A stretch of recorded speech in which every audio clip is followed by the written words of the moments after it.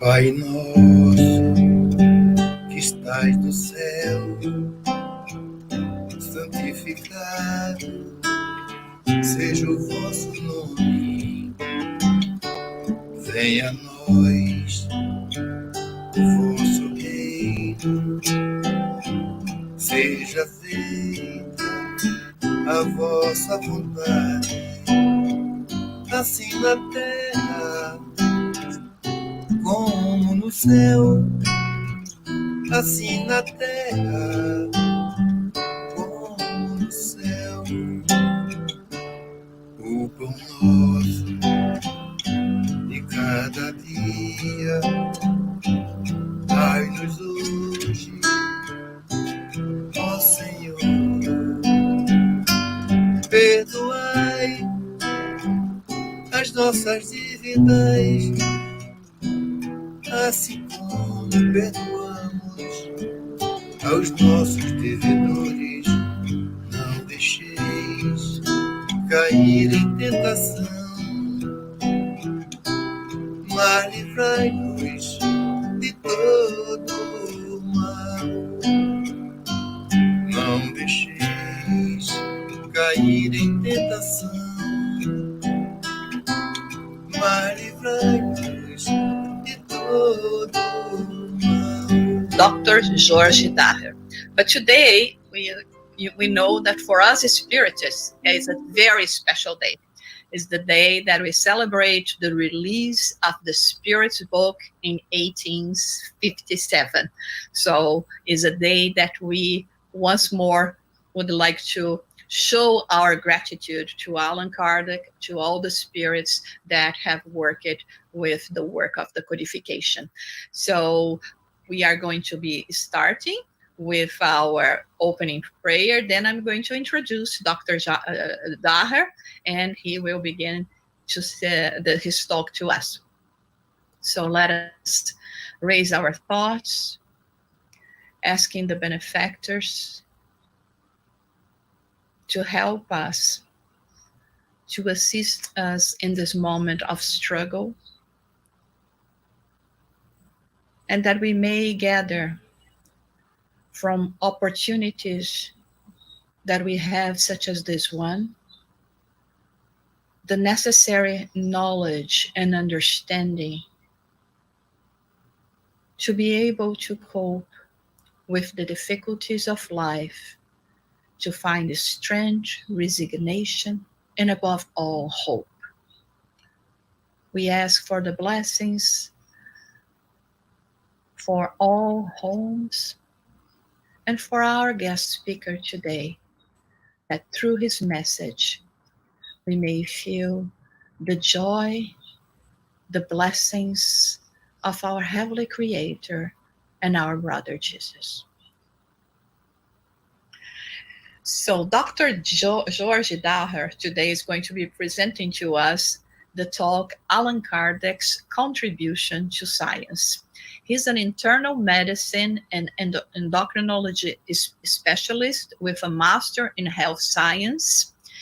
He's also a reviewer for medical journals on health and spirituality and on diabetes, and manager of technical actions of the Institute of Behavioral Medicine Euripides Barçanufo, previously known as Spiritist Psychiatric Hospital. Dr. Daher is the secretary for the Brazilian Spiritist Medical Association and a physician on Goiás State's Secretary of Health in the Department for the Assessment of Highly Complex Medicines. Dr. Jorge Daher also authors chapters in medical and spiritist books. But we are very happy, very pleased to have Jorge. Now I'm going to call him Jorge here with us. And Jorge, now it's with you, okay? It's a great honor to be here with you, especially in this day, the day we send our gratitude feelings to Allan Kardec. the day of the Spiritist book, and it's wonderful. We'll try to talk about Allan Kardec's methodology. Allan Kardec had teach us how to think in a logical manner when we are in front of the new. The spiritual world was the new to Allan Kardec, and he learned how to think and teach us how to think with the new. And he created a methodology, a special methodology, a scientific methodology. Then we will talk about this today. When we think about knowledge, initially we can consider knowledge as a prize to win at the end of a race, but knowledge, it's a collection of procedures. It's a process. You don't get the knowledge through the books you read. You don't get the knowledge through the lectures, but it's a process. It's an endless process. And Trujillo told to us about the kinds of knowledge. And he wrote that knowledge, you can reach knowledge through popular thoughts, popular knowledge, religious or theological, philosophical, and scientific knowledge. Then we have several types of knowledge. When we read Elia Prigogine, a chemical, a wonderful man, we know that the ways to obtain knowledge, we can obtain knowledge through science, philosophy, religion, art, and it's crazy, but through madness too. Well, thinking about how can I get knowledge through madness?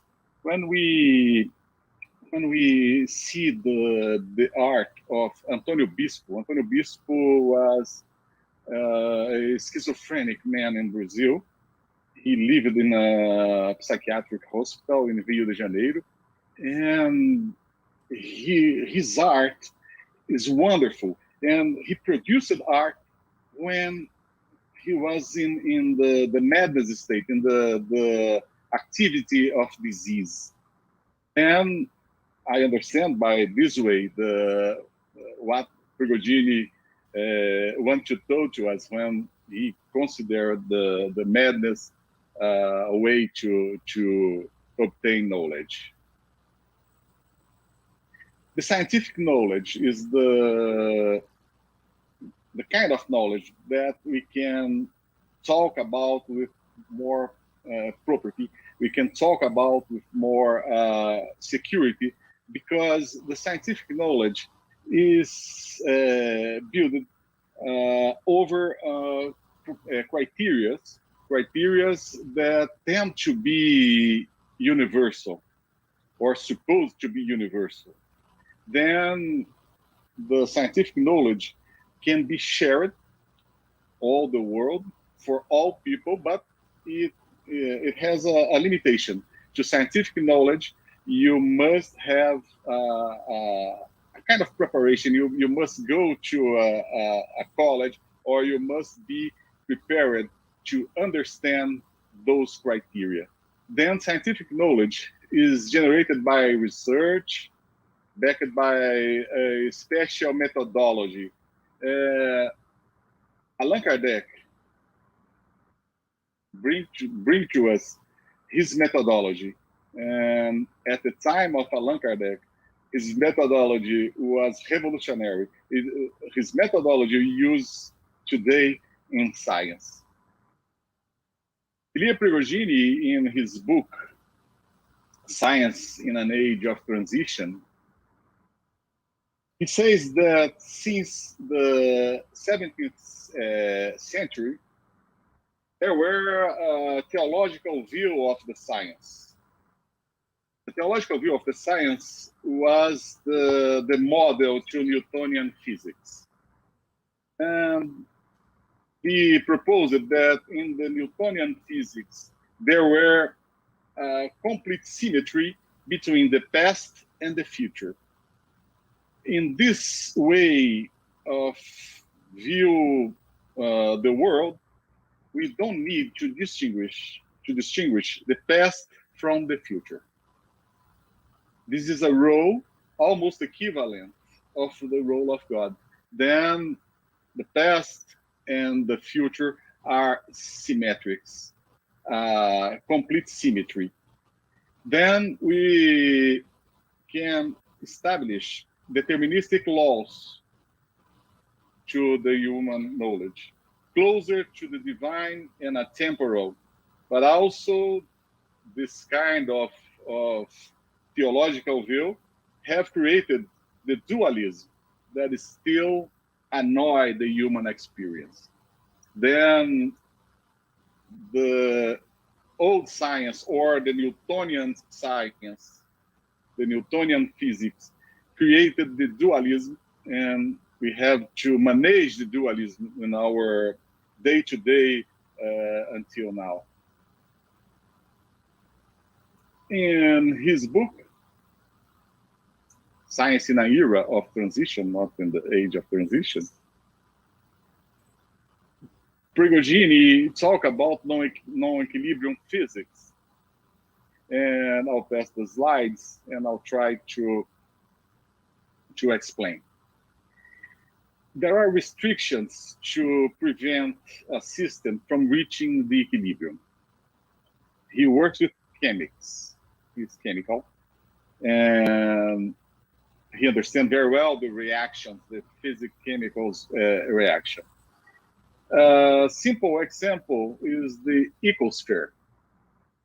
Solar radiation prevents it from reaching the balance.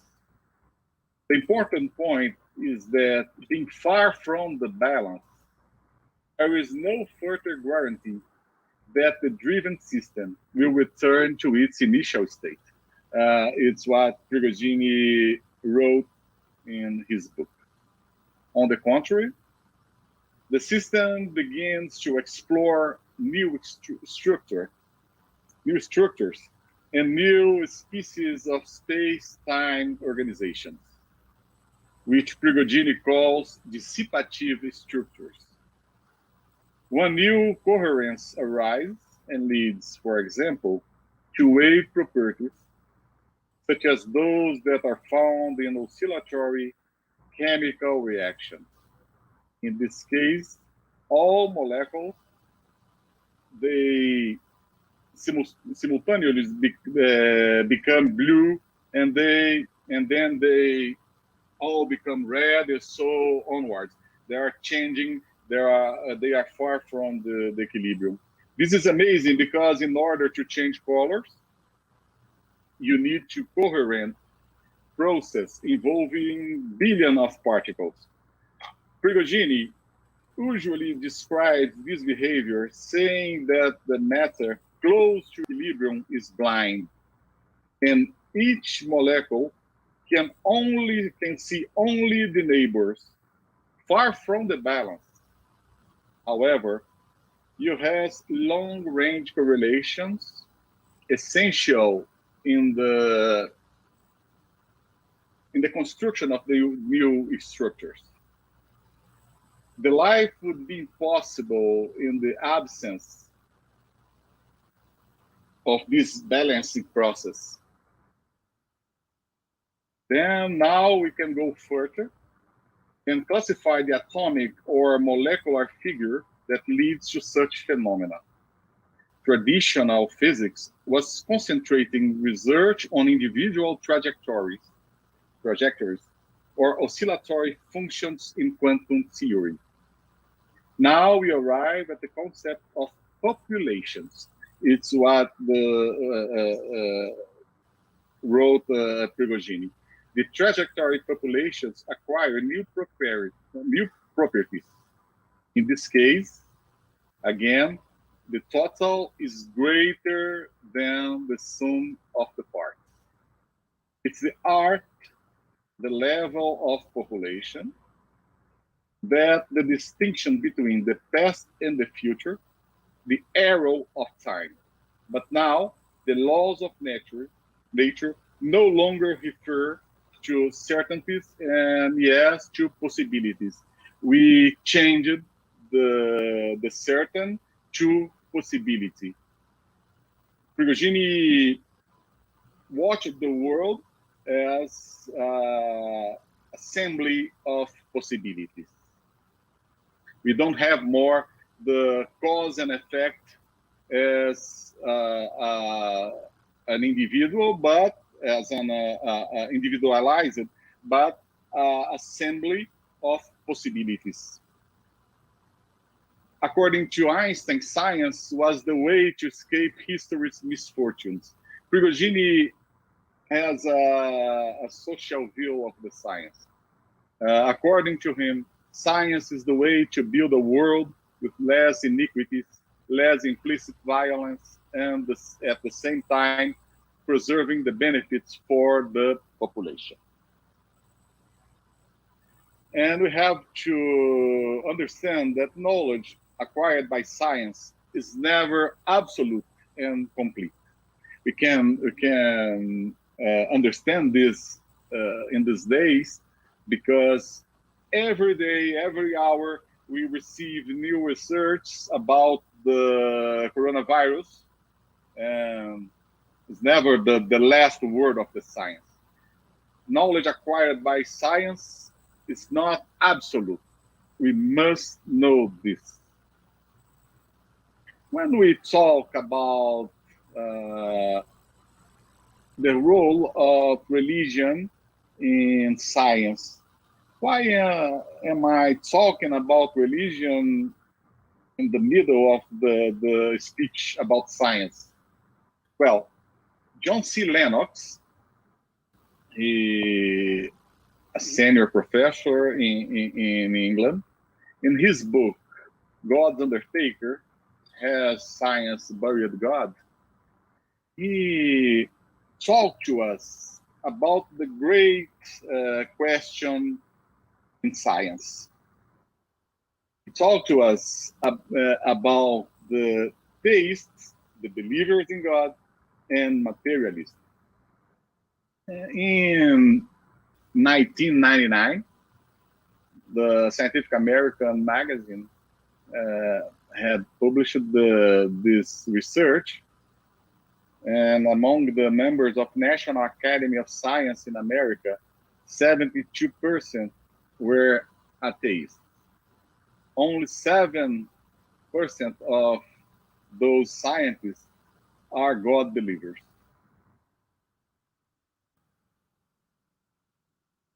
Richard Swinburne is a theologue in England too. He developed a philosophy. In his philosophy, he developed a way to prove the God's existence through the way of philosophy and theology. And he wrote that I'm not postulating a God of the gaps, a God just to explain the things that science hasn't yet explained. I am postulating a God to explain why science explains. I don't deny that science explains, but I postulate God to explain why science explains. I brought Richard Swinburne and John C. Lennox because to understand the relationship between Allan Kardec and science, we must consider, we must remember every day, every minute, that Allan Kardec was theist. He had a belief in God. He believed in God. And he postulated that God was had no passive play in the world. Allan Kardec received from the spirits the teaching that all the universe, all that exists in universe, came from a trinity: God, the spirit, and matter. The Holy Trinity of Spiritism. Then, to understand Allan Kardec's role and contribution to science, we must remember that Allan Kardec put God in the role of science, playing the science. God interfered in the knowledge that we get through science according to Spiritism or to scientific Spiritism. When we perform a research using the Adobe Reader app, utilizing the full the term, using the full search mode, and using the term science with capital S, we have 211 occurrences in basic books and 523 occurrences in the Spiritist Review magazine. Then Allan Kardec, concerned with science to him was important. And in the Gospel according to Spiritism, in the introduction, Allan Kardec tells to us that Spiritism provides the key to relationship between the soul and the body. We must remember the universe is composed by God, Spirit, and matter. And continuing with Allan Kardec, and proves that there is a constant reaction of one upon the other. Thus, it opens up a new pathway to science, and by showing the true cause of certain illness, it provides it with the means of combating them. Once science begins taking into account the spiritual element in the body's economy, it will fail less frequently. Science, the biomedical science, through the God believers scientists, are talking about the whole of spirituality, the role of spirituality in our economy, in our healthness. Nowadays, you have a lot of papers talking about this issue, or this subject, sorry. In his wonderful book, Genesis, Allan Kardec tells to us Spiritism and science complement each other. Thus, science without Spiritism finds itself in the powerless position of explaining certain phenomena by mere laws of matter. And Spiritism without science would lack support and verification control. But we have to understand that Allan Kardec was not proposing that Spiritism has to be or had to be the scientific in the way of ordinary science, in the way of the science of the matter. The subject of Spiritism is the spiritual laws, the spiritual world. Allan Kardec proposed that Spiritism use the same methodology or the same methods of science, official science, to verification control. Then we do not have to adapt Spiritism to the findings of the science. And the contrary is true also.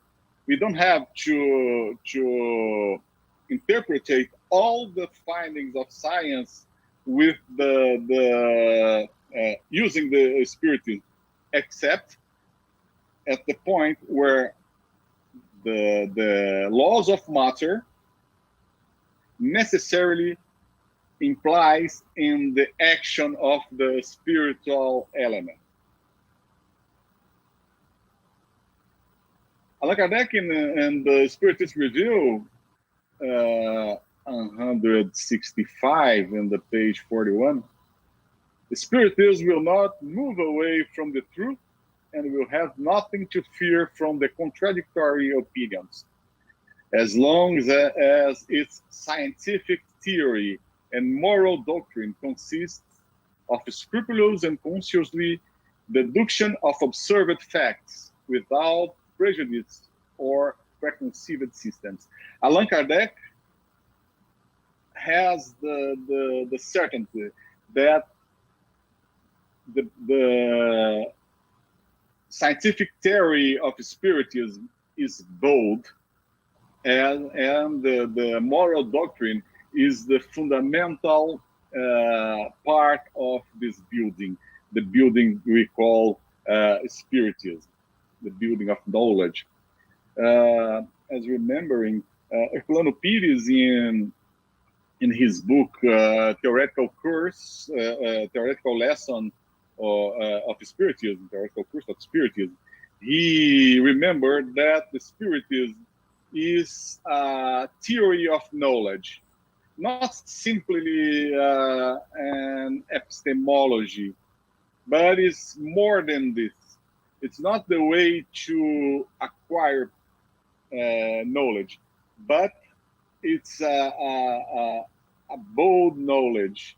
And with the Spiritism, we learn how to think and how to see the world. Well, continuing with Allan Kardec, he tells to us in the Spiritist Review, 1864, there is, however, a highly important consideration. It's the fact that the Spiritism did not follow the paths of hypothesis as it is accused. I did not suppose the existence of the spiritual world in order to explain the phenomena at hand. It followed the path of analysis and observations. Analysis and observation. From the facts, it was led to the cause, and the spiritual element was presented as an active force. The Spiritism, I repeat, changed completely the course of ideas by demonstrating, not by hypothesis, but by facts, the existence of the invisible world that waits for us. Then Allan Kardec is talking to us that he didn't work with hypotheses. He worked with facts. He received from all the world messages that came from the spirits. We can imagine the Allan Kardec table or Allan Kardec desktop without computer. How did manage all the documents we received? He received every day, every single day. The mailing of Allan Kardec was full of letters, full of documents he received every day. And he created his methodology by analyzing all the papers that he received. In the Genesis, still in the Genesis, in the chapter 1, Allan Kardec teaches that Spiritism is a science of observation. Just as science, properly speaking, is concerned with the study of the laws that govern the material principle, the special object of Spiritism is the knowledge of the laws of the spiritual principle. Then we must understand that which concern to us is the laws of the spiritual principle. Now, since this later principle is one of the force of nature, which reacts incessantly on the material principle and vice versa, it follows that knowledge of one cannot be complete without the knowledge of the other. That Spiritism and science complement each other. We use the methodology of science to verification control of our research, our findings. But through this, we can, by analyzing the spiritist, the laws of the spiritual world, we can find constantly the interaction between the spiritual world and material world. The Trinity is continuously interacting: God, the Spirit, and matter. Allan Kardec had developed the universal control of spiritist teachings. It's a kind of concordance of the teachings received from several kinds of the spirits and mediums in all the world. And he took it as a way, a form of control, an important form of control, an important method of control. This universality of teachings of the spirits constitutes the strength of spiritism. The first control is undoubtedly that of reason to which one has to submit, without exception, everything that comes from the spirits. We must remember in the Spiritist Review magazine, 1858, Allan Kardec told to us about the teachings about reincarnation, the teachings of reincarnation that we received from the spirits. And he wrote that it was not because the spirits send the message or teach the about reincarnation that I promptly accept this theory. I received it, I analyze it, and after criterious analysis, a criterious examination, I accepted because it was the more properly associated with justice, divine justice. Then Allan Kardec showed to us that it's not only receive the teachings from the spirits. You must use initially the reason, your thought. You must learn how to talk. You must learn how to use the reason. You must use your reason. Then, after this, Allan Kardec continues. Therefore, the best control is the agreement in the teaching of the spirits. But that still does need to occur in certain conditions.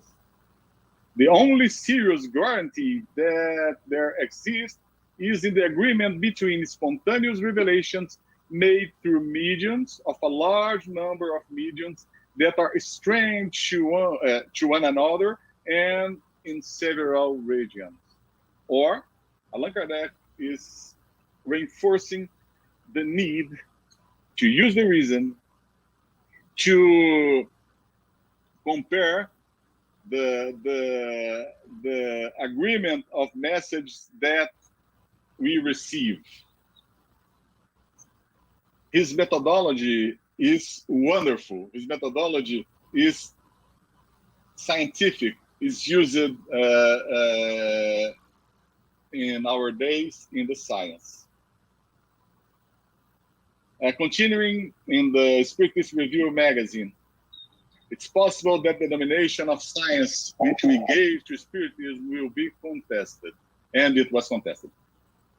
That science would not have, without a doubt, and in any case, the characteristics of the exact science and it's precisely in this aspect that those who intend to judge and experiment and are in error, as if they were dealing with a chemical analysis or a mathematical problem.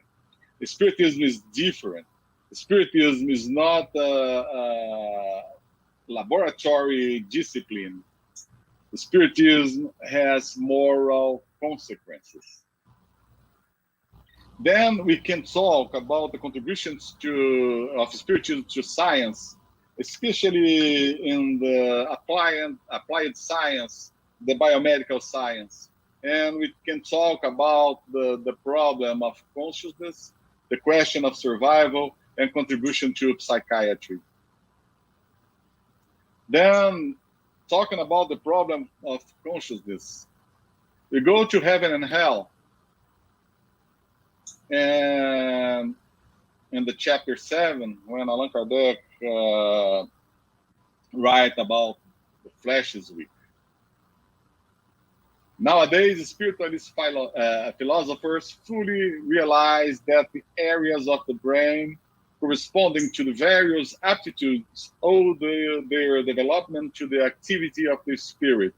And consequently, that is development. This development is an effect rather than a cause.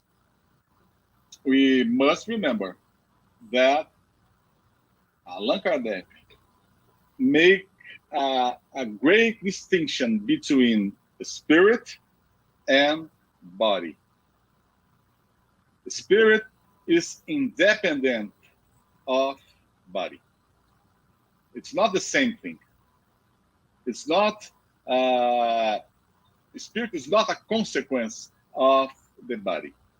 And Allan Kardec had perceived that, realized that the spirit influences the body, but the spirit needs the body to his expression.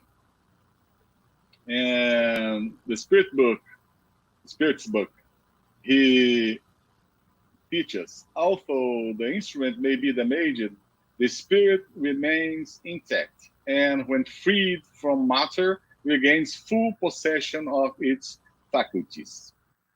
Nowadays, we have in the consciousness studies, the most of researchers, the most of philosophers, the most of men that publish about the problem of consciousness, they are atheists or agnostics. Those who are naturalists, they believe that the spirit is only the emergence of the brain function, or the spirit is an epiphenomenon of the cerebral functions. The most of them. Some of them that are maybe almost believers, they tell to us, oh, there is a continuum between spirit and mind and brain. The mind surges from the brain. This continuous is almost materialistic view. Allan Kardec teaches the consciousness is the expression of the spirit. The mind is the expression of the spirit.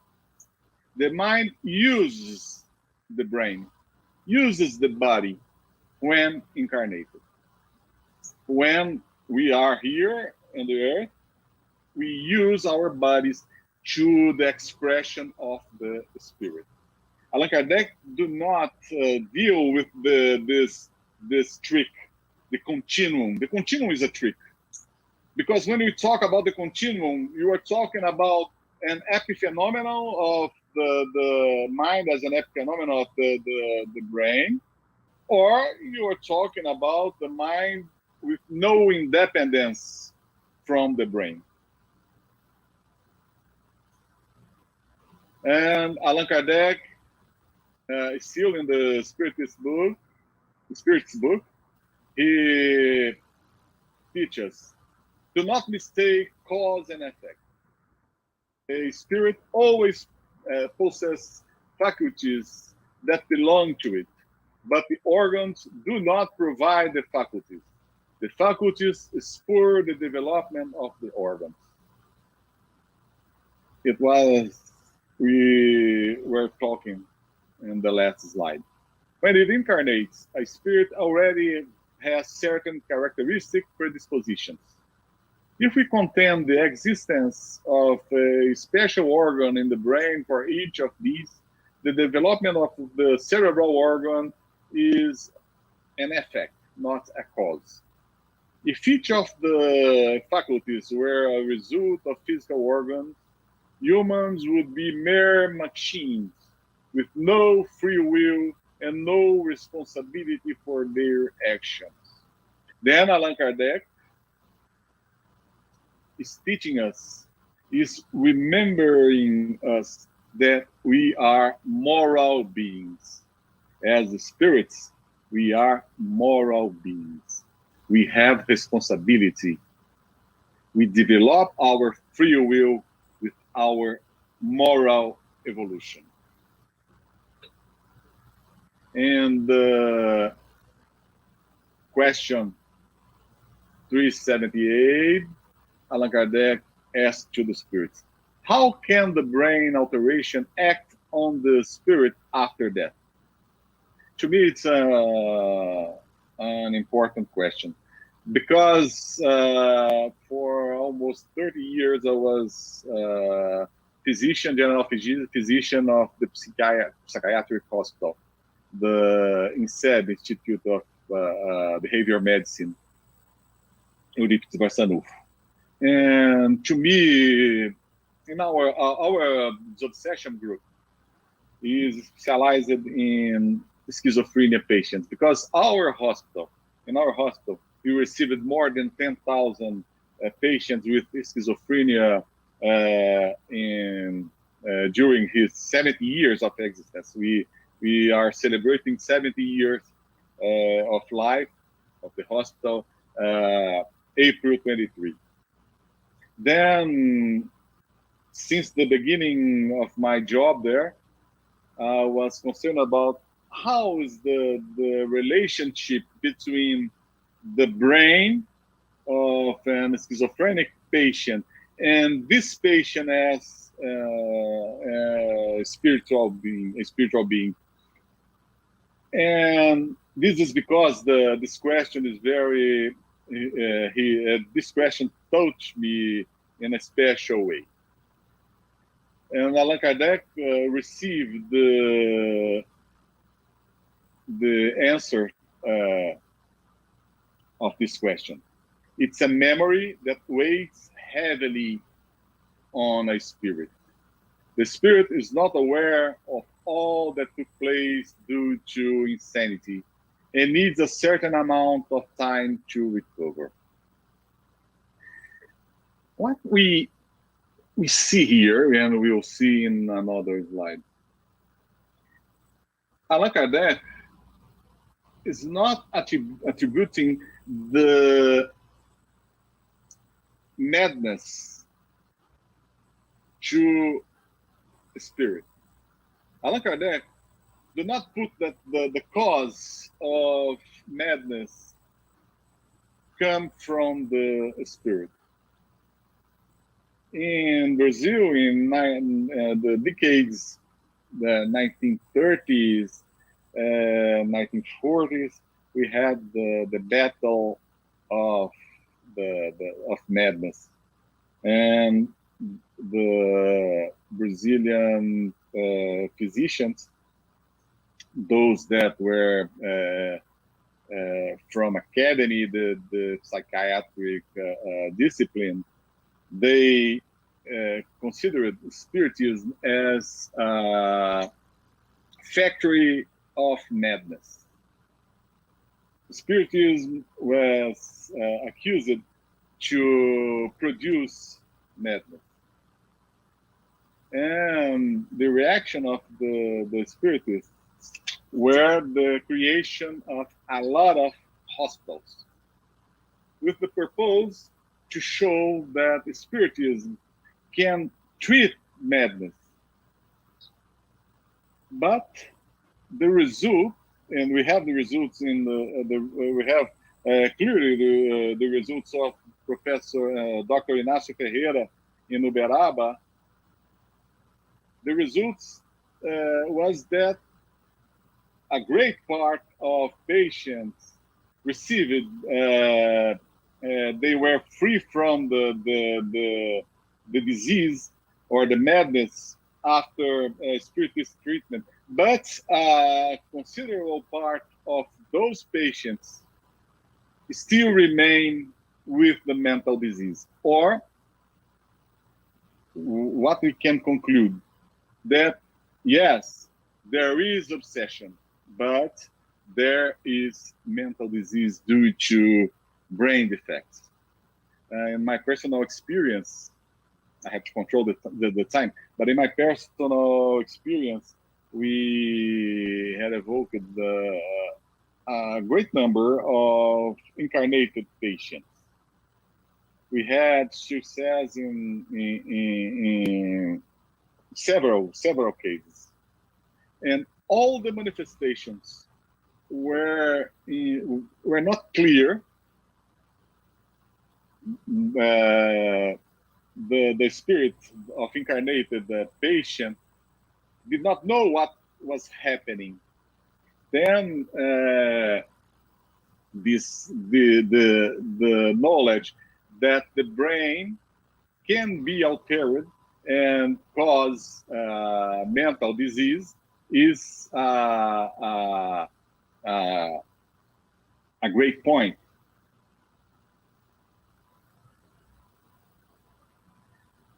Now, going to the contribution to psychiatry, Allan Kardec shows us that there's types of insanity. What we were talking about in this communication, the insane individual has two personalities, the one that is delirious and the one that is aware of its acts without being able to control them. Well, Pierre Juty, he suffered when in Earth by mental disease, a mental disease. But I think that he had this kind of consciousness of this fact a long time after he was disincarnated. And in the Spirit's book, the predisposing cause of madness is to be found in the brain that renders it more or less susceptible to certain impressions. When the predisposition to insanity exists, its manifestation takes on the character of the pursuit, which forms a fixed idea. Allan Kardec is talking to us.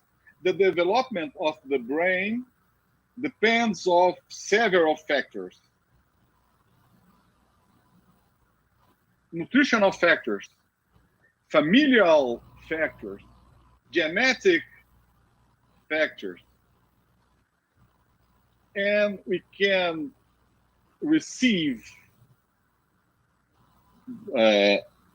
these factors, and we can imprint in our brains all these factors. Then we constitute the predispositions. We could not live to talk about the genetics. Then the predispositions can exist before the brain be affected by a disease. Then, when we read in the Gospel according to Spiritism, in fact, it's certain that most cases of insanity are due to the troubles produced by the vicissitudes that people do not have the strength to bear. What kind of problems? All the problems that we have when we are incarnated. We have always to remember that our life in earth is marked by the suffering. We are in a planet of expiation, and the proofs we have we are walking to regeneration, to regenerate our planet, ourselves, but we are still inferior spirits. We are still in a planet where suffering is present since our delivery from the womb. The little child that is leaving the comfort of the womb suffer the cold, the contraction of the uterus, suffer the new environment where she or he is expelled to. Then the suffering is our great fellow, is our great buddy in our planet. Then the vicissitudes maybe is the most cases of insanity. And Allan Kardec asked to the spirits, when a person is insane, what is the state of that individual's spirit? The answer is long, but Allan Kardec received it. When a spirit is free, it receives impressions directly and directly exerts its action on matter as well. When a spirit incarnates, it's in an entirely different condition and is required to act only through the designed organs.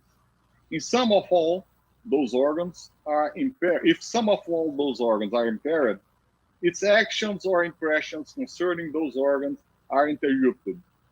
Individuals beset by such impairments become blind if they lose their eyes, deaf if they lose their ears, and so on. Imagine now that the organ responsible for manifestations of intelligence and is partly or entirely impaired, and you will easily understand that the use of such an incomplete or distorted organ will provoke a functional distress that the spirit is fully conscious of but unable to control. Here, Allan Kardec is talking to us about the interaction spirit body spirit. The interference of the body is important. If I am a great musician and I receive the major instrument, I will not produce a good music. The contrary is true. If I a horrible musician and I receive a Stradivarius violin, I will not produce a good music too. But the defect is in the musician, not in the instrument.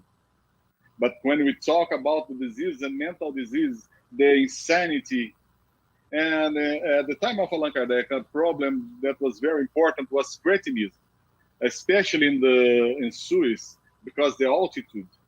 And he wrote some tests about cretinism, the deficiency of iodine. It's an organ that is damaged. The brain is damaged because the environmental factor, and the spirit cannot do anything. And complementing then it's always the body, not the spirit, that is dysfunctional. And Allan Kardec received the answer, yes, but remember that just as a spirit acts upon matter, matter in turn reacts upon the spirit, at least to a certain extent, due to the altered state of its receptor organs. The spirit may temporarily receive various impressions. When the insanity continues for long periods of time, the repetition of the same acts may exercise a permanent influence of a spirit. It only ends when it's complete separation from all material impression. And I can confess to you our experience with working in a spirit in obsession in our hospital with patients with schizophrenia. A considerable number of the spirits that manifest, they are still with the disease. In a certain occasion, through projection of the soul, I could talk to a patient. His name was Justino. He was out of body too. And I asked it to him, and now, Justino, hey there, how are you? And he was astonished, and he told to me, I don't know what is happening. I'm still confused. And after this, in our talking, he began to produce his usual hallucinations. It was an interesting experience, not reproducible. Allan Kardec, in the Medium's book, he proposed a theory for hallucination. And his theory of hallucination, he told that the spirit, he can see through his soul, the patient, then through his soul, the images that are printed in his brain. Then Allan Kardec wrote, therefore, the image transmitted to the brain by the eyes leave the impression on it, which enables one to remember a picture as if it were still present. Thus, the soul really sees, but it only sees a photographic image in the brain. What Allan Kardec is talking to us, that the hallucinations that we see in psychiatric patients are real, a real visualization, a real vision of what is imprinted in the brain. But who sees the spirit?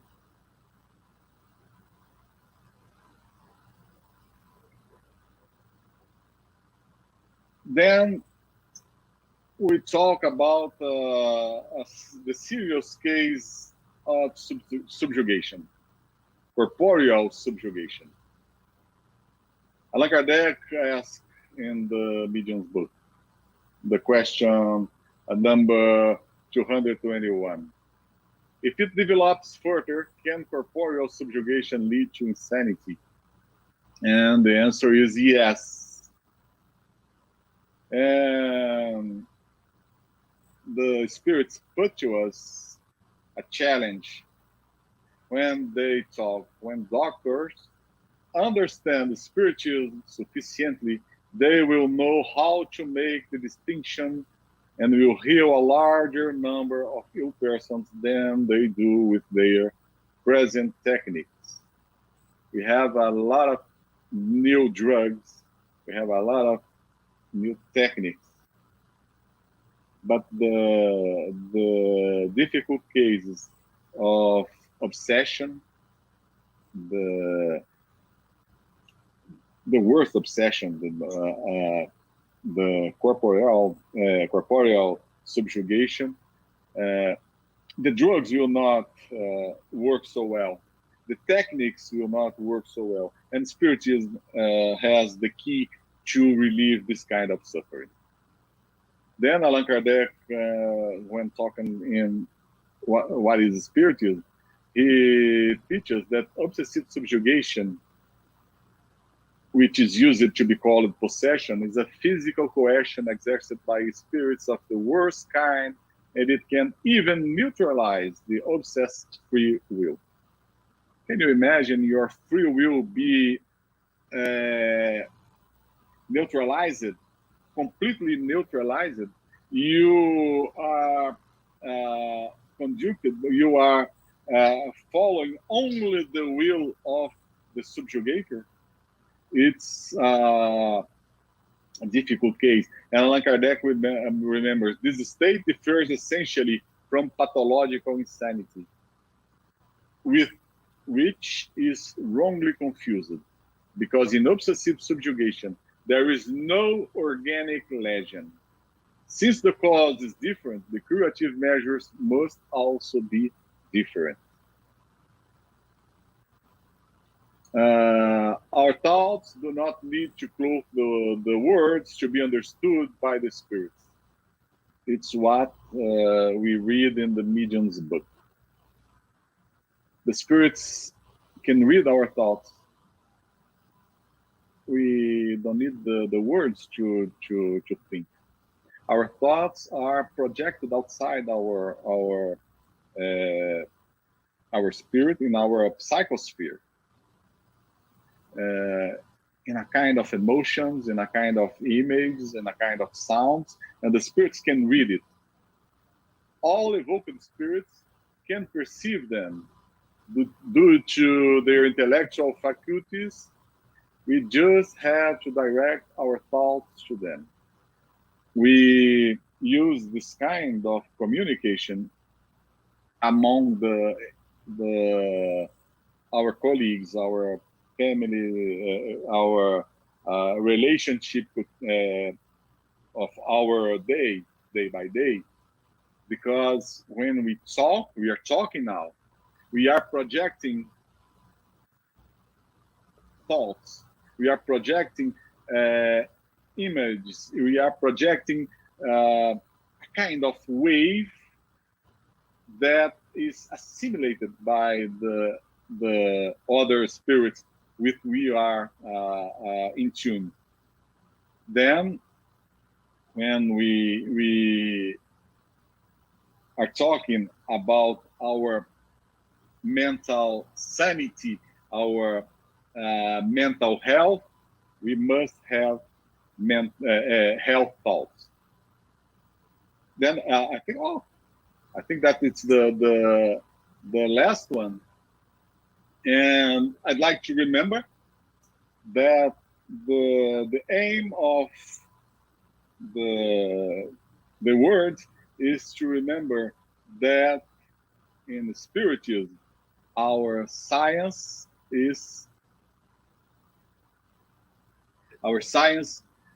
depends on God. Our science have the God as a player.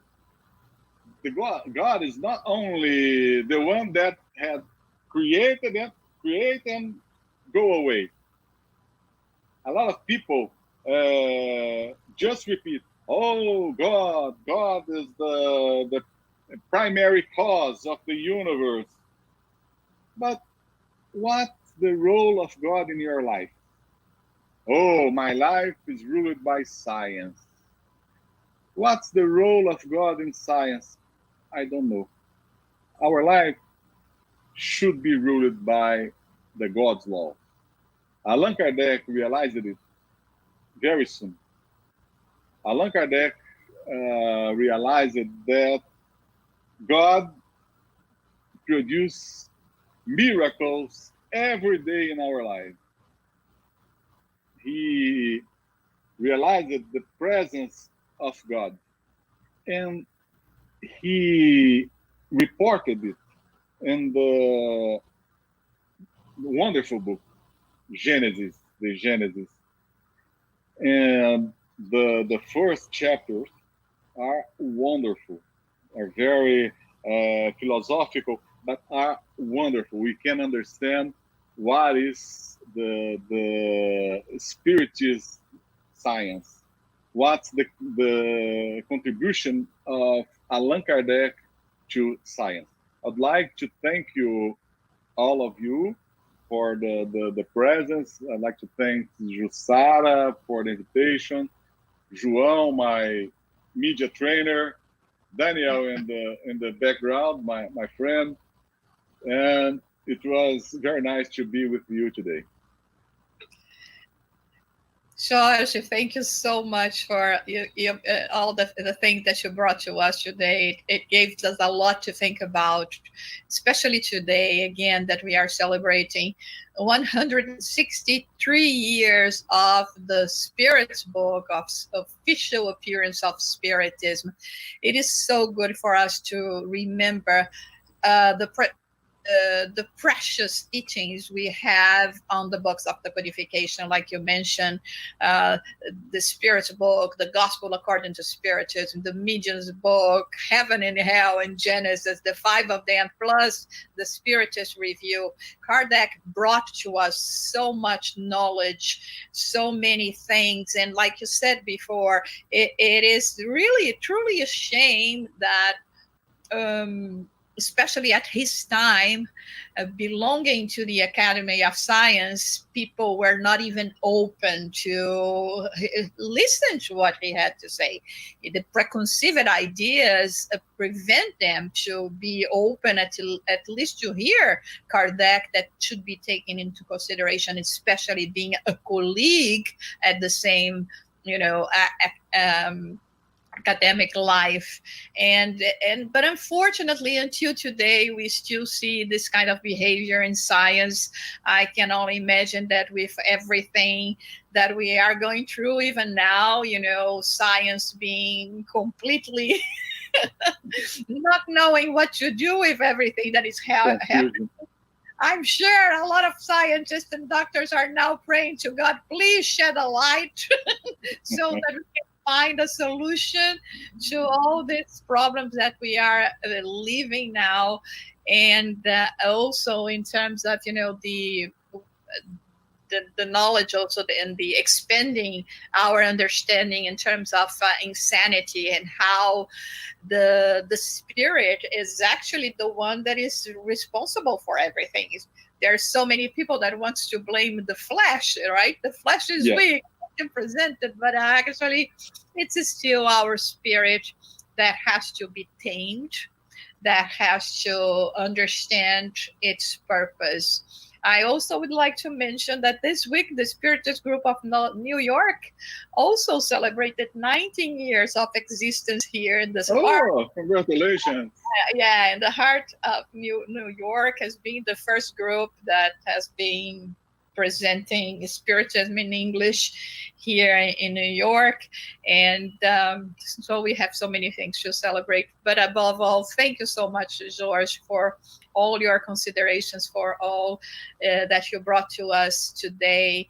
And I understand, like we were saying before we start, how hard it is to give a talk in a language that is not our native language, but it was so good, and you helped it so much in terms of us also to overcome this kind of barrier in terms of language, because at the end what is really important is the messages, the teachings, the knowledge that you bring. Would you like to say anything else before we go to our closing? No, it's an honor to be here with you, and I'm seeing here that Ana Rosa has a question. Okay. If you want to ask, a discarnate spirit can continue to be schizophrenic in the spiritual realm and make or subjugate an incantant spirit to behave as a schizophrenic? It's a very complex question, so she wants to know. Right? In our experience, this does not occur.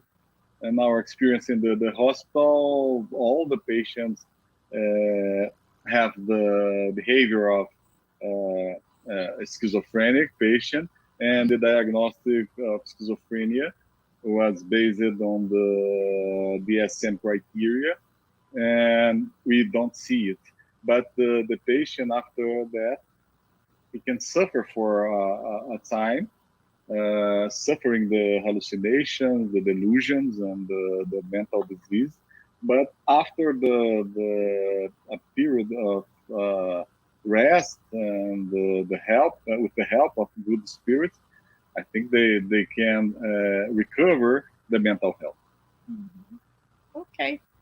So thank you so much, Ana Rosa, for sending the question. It's a very complex question, but yeah, we have so much to learn about all these connections with the spirit world, right? That's why I think spirit has shed so much light. First of all, demonstrating to us that life goes on and that the spirits continue feeling the same way they felt before, and they will bring to the spirit realm also some of the disturbances they have, but like Dr. George just explained to us, not necessarily things that pertain more to the physical body, and because then the physical body is behind. So thank you so much. Thank you, everyone. We had people from all over the US. We had people from the UK. Elsa Rossi was following here with us as well. Thank you, Elsa, for being with us today as well. And Rejane from Austria was here too, and so many people, and friends from Brazil. And again, this talk is going to be in our YouTube channel, so you can watch again or ask your friends to go and watch this talk as well. So thank you so much. Let us just again elevate our thoughts in gratitude for what we have received, for the blessings,